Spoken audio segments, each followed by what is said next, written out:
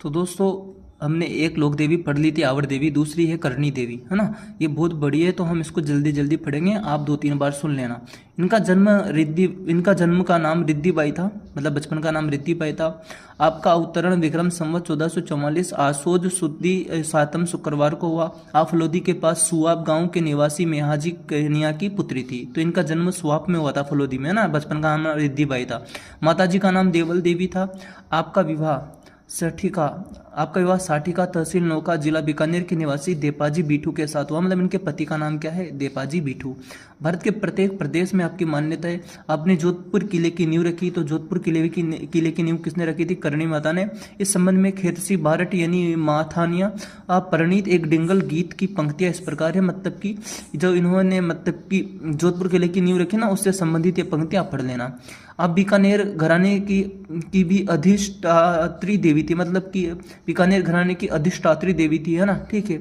अपने जीवन काल के 151 वर्ष में आपने अनेक चमत्कार देखा। 151 साल ये रही, पर्चे दिए, परवाड़े किए, जिनका डिंगल गीतों और चिर्जाओं यानी चिर्जा किसे बोलते हैं? देवी के भजनों को, है ना, वर्णन मिलता है। आपने प्रजालुंटक आततियों द्वारा अधिकृत छोटे छोटे राज्यों को समाप्त कर जोधपुर एवं बीकानेर जैसे बड़े राज्यों की स्थापना की। तो प्रजा को लूटने वाले आतंकी थे ना, उन सबको भगा के छोटे छोटे राज्यों को समाप्त करके जोधपुर और बीकानेर जैसे बड़े राज्यों की स्थापना की थी। राजस्थान के निवासी 36 कौम के निवासी आप में अटूट आस्था रखते हैं।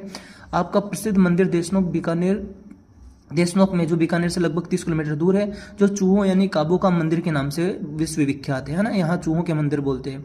इस मंदिर में हजारों की संख्या में चूहे काबे स्वतंत्र रूप से विचरण करते हैं। चूहों को बहुत श्रद्धा से की दृष्टि से देखा जाता है।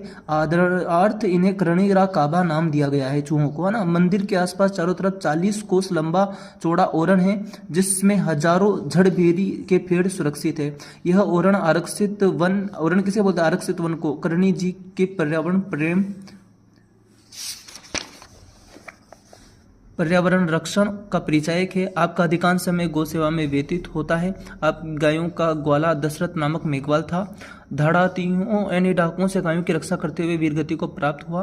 करणी जी के मंदिर के में ही दशरथ मेघवाल की भी पूजा होती है। विश्व में यह एक ही ऐसा मंदिर है जहाँ किसी अछूत माने जाने वाले की भी पूजा नित्य होती है।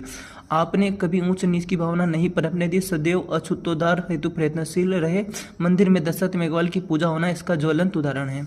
मंदिर का सिंहद्वार अपने कलात्मक वैभव के कारण पूरे उत्तरी भारत में अनूठा उदाहरण है। सफेद चूहे जिसे काबे बोलते हैं का दर्शन बहुत शुभ माना जाता है। देशनोक मंदिर की गर्भ गुफा करणी जी की हाथ से बनाई गई है, जो वर्तमान में यथावत विद्यमान है।